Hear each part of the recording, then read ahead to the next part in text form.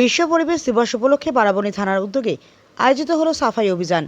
এদিন বারাবণী থানার উদ্যোগে আয়োজিত এই অভিযানে পুলিশ সহযোগিতার হাত বাড়িয়ে দেন বারাবণী অঞ্চলের বিজেপির কর্মীরা। বিজেপি কর্মীরা জানান, রাজ্যে বিজেপি সরকার আসার পর থেকে এই এলাকায় সাফাই অভিযানে নেমে পড়েন তারা। তাদের অভিযোগ, বহু বছর ধরে বামফ্রন্ট ও তৃণমূল সরকার এলাকায় সাফাইয়ের কোনো উদ্যোগ নেয়নি। বিজেপি সরকার আসার পর থেকে তারাই বিভিন্ন এলাকায় নিকাশি নালা, ডাস্টবিন সাফাই করতে দেখা গিয়েছে।